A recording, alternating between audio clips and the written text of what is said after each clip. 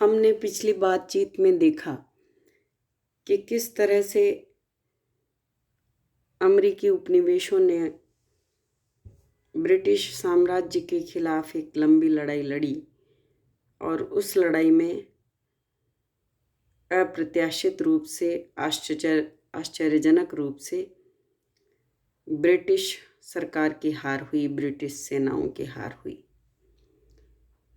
हमारे लिए, इतिहासकारों के लिए, इतिहास के विद्यार्थियों के लिए, इतिहास पढ़ने वालों के लिए सबसे बड़ा सवाल यह है कि आखिर इस युद्ध में ब्रिटिश सेनाओं की हार क्यों हुई।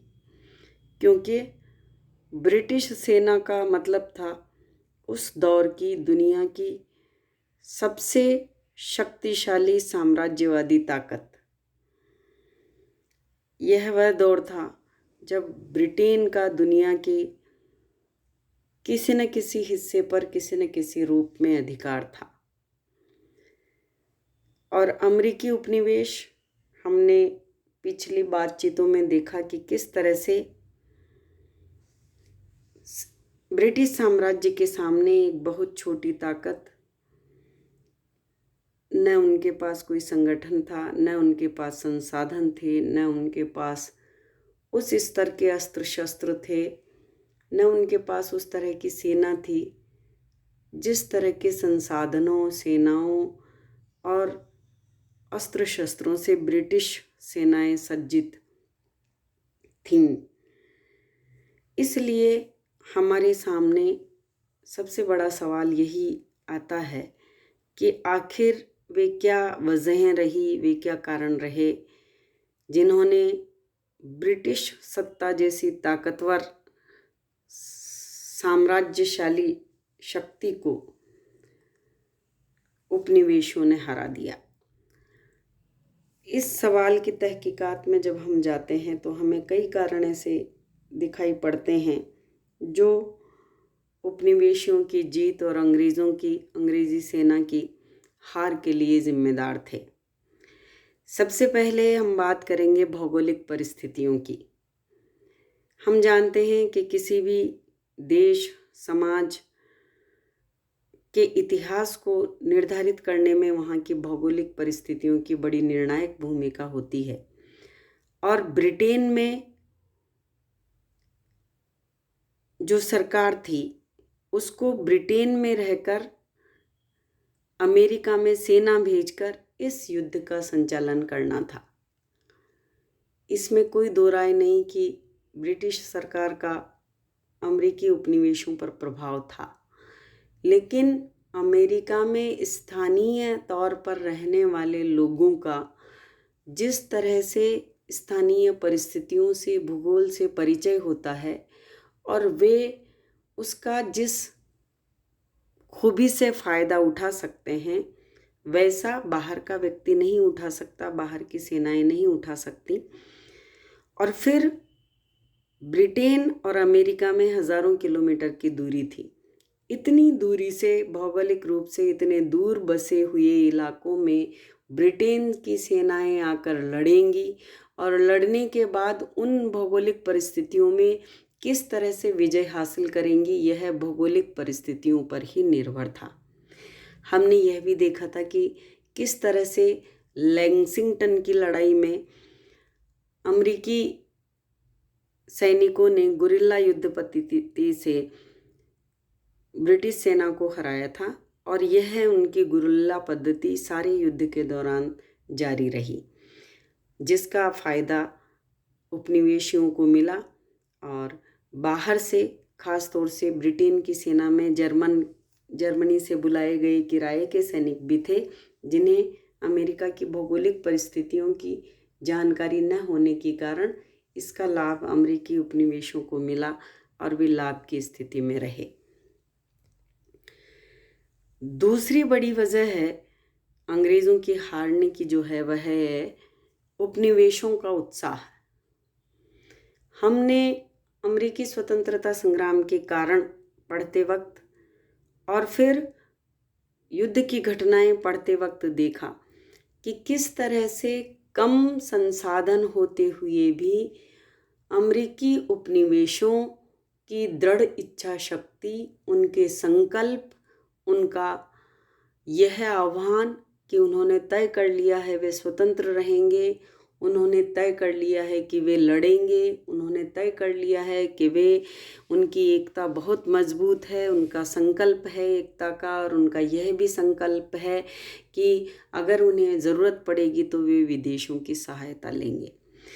तो उपनिवेशियों में अपनी आज़ादी के लिए, अपने हक को पाने के लिए जिस तरह का उत्साह था, उस उत्साह ने कम संसाधनों के बावजूद उन्हें लड़ने की ज़्यादा ताकत दी। इसके ठीक विपरीत हमने देखा कि किस तरह से ब्रिटिश सेना का सेनापति जनरल हो तमाम संसाधनों से संपन्न होने के बावजूद ढीला पड़ा रहा, तुरंत निर्णय नहीं ले सका, और उसने अपनी ढिलाई से जो उसकी अनुकूल परिस्थितियां थी उनको भी प्रतिकूल परिस्थितियों में बदल दिया। जबकि उपनिवेशी जी जान से लड़े, अपनी आज़ादी के लिए लड़े, इसलिए वे एक बड़ी ताकत को, दुनिया की सबसे बड़ी ताकत अगर हम कहें तो भी कोई दो राय नहीं है, ब्रिटेन की सेना को हराने में वे सफल हुए।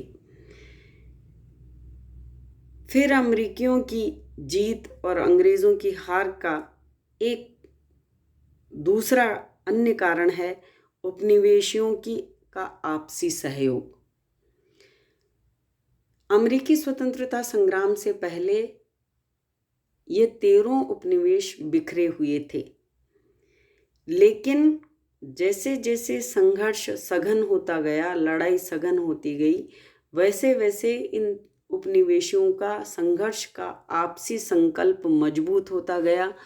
हमने प्रथम महाद्वीपीय कांग्रेस में भी देखा और द्वितीय महाद्वीपीय कांग्रेस में भी देखा कि किस तरह से अमेरिकी उपनिवेशों ने परस्पर एकता का संकल्प लिया था, सहयोग का संकल्प लिया था, और इस सहयोग की भावना के कारण वे कम होते हुए भी, कमज़ोर होते हुए भी, गैर प्रशिक्षित होते हुए भी मजबूत थे। वे 1 और 1 11 होने की भावना से लड़े, और उनकी परस्पर सहयोग की भावना ने उन्हें जीत दिलाने में महत्वपूर्ण भूमिका निभाई।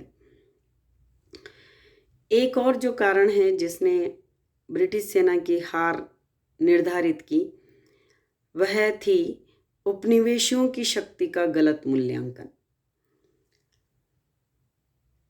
यह जाहिर था कि ब्रिटेन एक बड़े साम्राज्य का मालिक था, और एक साम्राज्यवादी ताकत के सामने उसके अधीन रहने वाले उपनिवेशों की कमज़ोरी का सहज ही अनुमान लगाया जा सकता है, और यही अनुमान ब्रिटेन का भी था।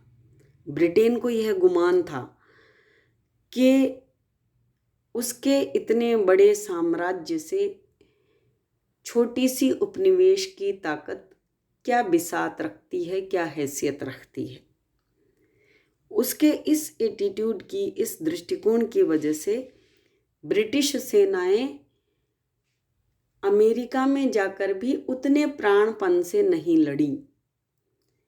और ब्रिटेन के नीति नियंताओं के लिए भी ये कोई बहुत ज़्यादा ध्यान देने की बात नहीं थी कि ब्रिटेन की सेनाएं उपनिवेशों में लड़ रही हैं। उनके लिए ये बहुत छोटी बात थी।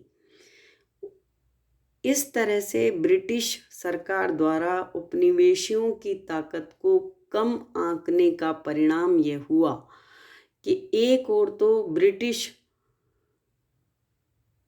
कर्णधार, ब्रिटिश सेना नायक, ब्रिटिश राजनेता इसको हल्के में लेकर इसकी उपेक्षा करते रहे स्वतंत्रता संग्राम की, और दूसरी ओर उपनिवेशियों ने अपनी तमाम तरह की ताकत को, शक्ति को संगठित करके ब्रिटिश साम्राज्य के खिलाफ जब लगाया, तो यह स्पष्ट हो गया कि ब्रिटेन को उपनिवेशियों की शक्ति का आकलन नहीं था, अंदाज़ा नहीं था, और उसे अपनी शक्ति पर गुमान था। परिणाम स्वरूप वह अपनी पूरी ताकत को उपयोग में नहीं ला सका, जबकि उपनिवेशियों ने अपनी पूरी ताकत से लड़ाई लड़ी और वे कामयाब हुए।